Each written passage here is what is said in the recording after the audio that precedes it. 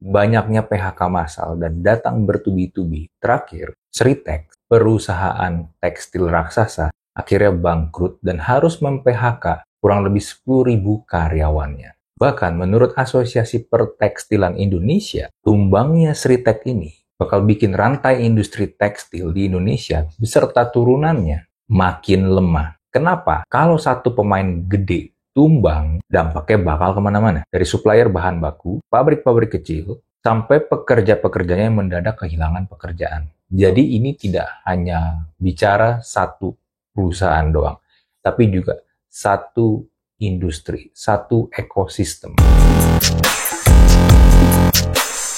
Halo semua, thank you yang sudah nonton dan subscribe channel YouTube gua. Dan sekarang gua membuka membership. Jadi buat lu yang pengen join jadi member di channel YouTube gua, lu bisa tekan tombol join dan pilih lu mau masuk tier yang mana. Gua ada 3 macam tier. Tier yang pertama adalah rookie, tier yang kedua adalah starter, dan tier yang ketiga adalah superstar. Nah, lu bisa pilih lu lebih cocok yang mana dan juga sesuai dengan budget lu, dan setiap tier ada benefitnya masing-masing. Oke, thank you, dan jangan lupa daftar. Tapi yang lebih mengerikan lagi, Sritex ini bukan satu-satunya korban. Seperti mungkin yang lu sudah tahu, beberapa tahun terakhir, PHK massal juga terjadi di berbagai sektor, seperti di tech startup, retail, bahkan perusahaan multinasional pun juga mengalami. Jadi, apa sebenarnya penyebab dari rentetan PHK massal bertubi-tubi ini yang bikin ekonomi kita makin ambyar?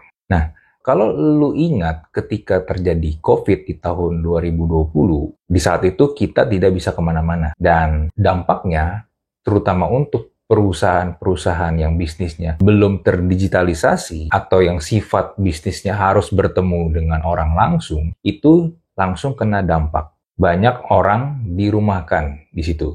Tapi hal ini nggak berlaku di perusahaan-perusahaan tech startup karena di saat itulah mereka melaju dengan kencang. Ditambah pula dengan saat itu masih banyak perusahaan startup ini yang mendapatkan suntikan dana dari investor-investor besar sehingga mereka bisa dibilang banyak mendapatkan uang dengan mudah. Kenapa mudah? Karena suku bunga di Amerika sendiri boleh dibilang waktu itu 0%. Sehingga pertumbuhannya ketika itu sangat-sangat luar biasa banget.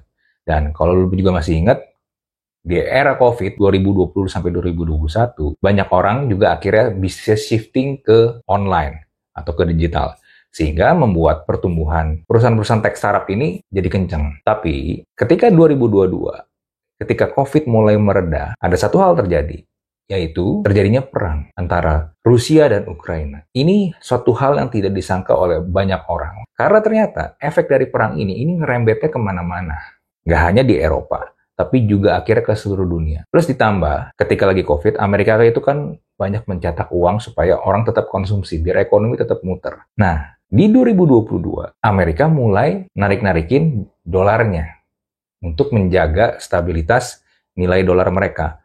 Ditambah, mereka akhirnya menaikkan suku bunga. Yang tadinya 0%, akhirnya dinaikkan. Jadi, yang sebelumnya para investor-investor, terutama venture capital ini, mendapatkan uang dengan mudah, nyaris tanpa bunga, sekarang nggak bisa seperti dulu. Ini dampaknya ke perusahaan-perusahaan startup yang mereka danai. Banyak perusahaan yang tadinya ingin mendapatkan pendanaan ke seri berikutnya untuk memperpanjang nafas mereka, karena seperti yang lu tahu, banyak perusahaan startup ini kan nggak profitable. Mereka kan mengandalkan uang dari investor, dan mereka bermain dengan valuasi. Jadi belum ada revenue yang bisa menjadi profit. Ketika nafas mereka itu udah tinggal dikit, atau istilahnya runway, misalnya uang yang mereka punya, cash yang mereka punya itu hanya bisa sampai 1 tahun, of course mereka harus cepat-cepat mendapatkan pendanaan di seri berikutnya supaya mereka mendapatkan fresh money. Tapi itu kan tidak terjadi karena ternyata uangnya susah didapatkan. Karena faktor inilah akhirnya terjadi efisiensi dari banyak perusahaan tech startup. Salah satu cara efisiensi mereka adalah dengan melakukan PHK atau layoff ke tim mereka. Kenapa melakukan PHK massal? Kenapa mereka banyak melakukan layoff? Karena ketika mereka lagi masa COVID, lagi kenceng industrinya, kebutuhannya juga lagi banyak, mereka juga hire banyak. Mereka banyak merekrut orang. Sampai akhirnya banyak tim dari mereka itu terlalu besar. Dan bayarannya juga mahal untuk mendapatkan talent-talent tersebut. Karena uangnya susah, akhirnya yang tadi timnya tuh banyak, misalnya punya 100 tim, tapi sebenarnya kalau dilihat secara real, kebutuhannya mungkin hanya 50. Nah, 50 yang sisanya itu yang mungkin secara kompetitif, secara skill, itu nggak signifikan banget untuk perusahaan, itu di PHK. Kurang lebih begitu untuk sektor tech.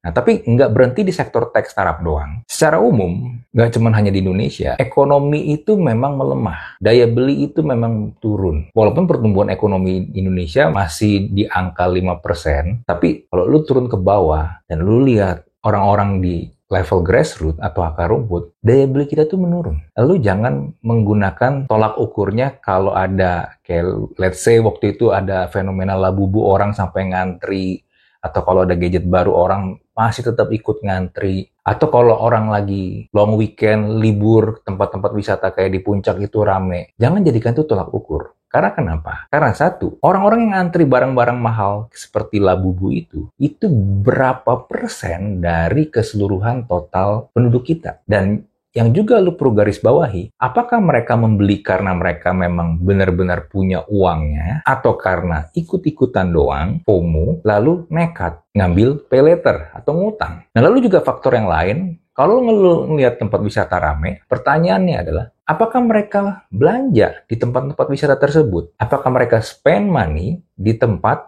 yang mereka datangi? Ke restoran di sana, ke tempat-tempat yang jual produk atau barang-barang souvenir, mereka beli nggak? Mereka belanja nggak di situ? Karena kenapa? Kalau mereka cuma datang doang, tapi nggak belanja di situ, di tempat-tempat tersebut, orang-orang yang membuka bisnis di tempat wisata tersebut nggak mendapatkan apa-apa, nggak mendapatkan pemasukan. Ekonomi juga nggak muter. Kita juga harus melihat variabel-variabel yang nggak hanya kita lihat di berita doang atau di sosial media. Oh, lagi rame ya. Oh, orang ngantri ya.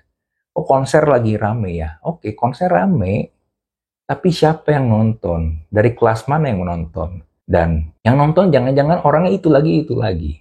Ya karena dia mampu. Plus ditambah, kita itu gagal membangun industri manufaktur yang kuat. Ini gue sempat pernah bahas di video gue yang lain. Padahal, salah satu syarat negara berkembang mau menjadi negara maju adalah punya industri manufaktur yang kuat. Kenapa butuh industri manufaktur yang kuat? Disitulah banyak menyerap tenaga kerja formal dan juga berskill. Semakin banyak pabriknya, tentu saja akan semakin banyak tenaga kerja yang terserap di situ. Namun, kenyataannya, belumlah kita kuat secara manufaktur, kita lompat skip ke digital atau gig ekonomi yang banyak mengandalkan pekerja informal. Jadinya apa? Seperti yang kita lihat, orang-orang yang bekerja di sektor informal ini tidak punya kepastian pendapatan, tidak punya kepastian income. Ketika mereka tidak punya kepastian income, tentu saja juga tidak punya kepastian untuk spend uang mereka untuk belanja. Karena tidak punya kepastian untuk belanja, tentu saja para pemilik bisnis atau para pedagang juga tidak punya kepastian mendapatkan uang, terutama yang kecil-kecil, terutama UMKM. Akibatnya, balik lagi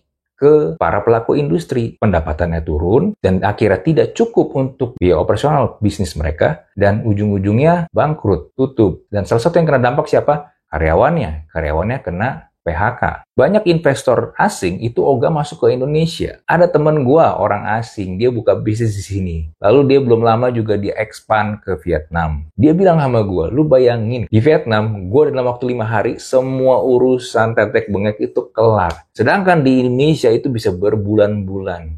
Belum lagi gua harus nyamperin si A, si B, dari kementerian mana, dari orang yang punya kepentingan apa. Itu lama banget, ribet, dan gua harus keluar uang ekstra. Oh ya, gue lupa. Salah satu juga kenapa industri tekstil kita ambruk, impor ilegal. Impor dari negara luar, ilegal. Udah gitu harganya murah banget. Dan pemerintah kita pun gagal untuk melindungi para pelaku bisnis lokal. Itu membanjir di mana-mana. Bahkan mereka dengan gampangnya, nggak harus yang ini ya, skala gede ya, bikin pabrik ya. Mereka malah kadang-kadang kayak cuman pedagang dari luar datang ke sini modal visa turis, hire orang-orang lokal kita, entah buat jadi admin, entah buat jadi apa, mereka buka PT, sewa gudang, terus jual barang murah, dan diserbu, baik offline maupun online. Abis lah makanya. Dan gue pernah bertanya ke temen gue yang memang bekerja di pemerintahan di bidang ini, Dan dia pun juga nggak tahu harus bagaimana lagi. Karena kenapa? Untuk mengatasi hal tersebut, itu kebijakannya harus lintas departemen, lintas kementerian, nggak cuma bisa dari dia doang sendiri. Dan untuk hal itu, dibutuhkan movement yang ekstra. Birokrasinya belum lagi, ribetnya setengah mati. Ditambah, kementerian sekarang, lu lihat berapa banyak menterinya, berapa banyak pejabatnya. Kan jauh lebih susah untuk bergerak cepat dan efisien. Nah, sekarang buat lu nih, buat kita, apa yang harus kita lakukan untuk survive? Survival mode on nih, tapi kita harus ngapain? Salah satu hal yang gue pelajari ketika kemarin terjadi COVID adalah, kalau mau survive, ya ujung-ujungnya memang nggak bisa mengandalkan hanya dari satu sumber income. Nggak bisa hanya mengandalkan gaji lu doang kalau lu sekarang bekerja di perusahaan. Lu harus punya sumber income dari tempat-tempat atau pos-pos yang lain. Dari skill yang lu punya sekarang, lu harus coba jual lewat pos yang lain, sumber yang lain. Entah mungkin sebagai freelancer, atau mungkin lu bikin konten, atau bikin video YouTube seperti gua sekarang. Ya bisa dibilang gua bisa survive ketika COVID adalah berkat YouTube. Gue memang udah menyicil konten sebelum COVID terjadi. Yang kedua yang bisa lu lakukan adalah lu harus upgrade diri mulai dari sekarang. Atau lebih bagus kalau lu sebelumnya juga udah mulai upgrade diri, lu belajar hal baru, itu bagus banget. Dan lu nggak bisa hanya mengandalkan satu skill doang. Karena dunia itu bergerak cepet banget. Apalagi sekarang ada AI. Gue ngeliat ya ketika AI ini udah berkembang, update dari teknologi itu jauh lebih cepat loh akselerasinya. Jadi lu harus siap-siap nih. Kalau lu sekarang yang tipikalnya penganut work-life balance, healing, or whatever itu, kalau lu masih pengen seperti itu, please, lu boleh lakukan. Tapi ingat, kalau lu terlalu santai, antara lu kalah saing dengan orang lain, atau lu kalah saing dengan AI. Dan kalau lu sekarang masih punya pekerjaan, lakukanlah pekerjaan lu itu sebaik mungkin. Jagalah pekerjaan lu itu sebaik mungkin. Karena kalau sampai lu kena dampak, lu tidak punya skill yang relevan dengan kondisi sekarang, lu tidak punya reputasi, dan lu tidak punya added value yang membuat orang atau company mau bayar lu, kalau sampai amit-amit lu kena PHK, lu bakal stres. Lu bakal bersaing dengan banyak orang untuk hanya mendapatkan satu posisi yang lu kejar karena lu kehilangan pekerjaan sebelumnya. Rata-rata, kalau lu lihat satu lowongan di post di LinkedIn, itu yang apply, rata-rata itu bisa 200 sampai 300 orang untuk satu posisi. Dan lu harus sikut-sikutan dengan mereka. Tapi bagaimana caranya lu bisa stand out di antara mereka? Gimana caranya lu yang bisa terpilih di antara ratusan orang tersebut? Pilihannya kembali ke lu. Lalu yang berikutnya, jangan lupa untuk punya investasi. Minimal kalau sampai amit-amit lu kehilangan pekerjaan, lu punya nafas 6 bulan sampai 1 tahun. Kalau lu belum mendapatkan pekerjaan yang bisa memberikan lu income yang sesuai dengan income lu sekarang. Jadi, jangan boros. Invest. Terakhir, kalau sampai lu kena PHK, jangan lupa minta hak lu. Lu berhak mendapatkan pesangon. Kalau sampai nggak mau dibayar, lu atau teman-teman lu boleh melapor. Harap dicatat. Jangan mau lu dipaksa untuk bikin surat resign. Kenapa? Karena kalau resign, itu atas kemauan lu. Dan lu nggak mendapatkan pesangon. Padahal situasinya, lu memang diberhentiin dari perusahaan. Karena perusahaan sudah tidak lagi sanggup membayar lu. Jadi, itu lu harus perhatikan. Jangan mau dipaksa untuk menandatangani surat resign. Lu akan kehilangan hak lu dalam bentuk pesangon. So, jadi kondisi memang lagi tidak menyenangkan untuk banyak pihak, banyak orang. Tapi bukan berarti kita cuma ngeluh doang, kita pasrah doang. Lu harus mulai gerak. Karena di dunia ini, yang bertahan itu bukan yang paling pintar, bukan yang paling kuat, tapi yang paling bisa cepat beradaptasi. Oke, itu jadi dari gua. Seperti biasa, kalau lu mau komen, kalau lu punya pendapat, lu punya opini, lu punya pertanyaan, bisa langsung tulis di kolom komen. Kita jumpa lagi di Thinking Room episode berikutnya. Bye.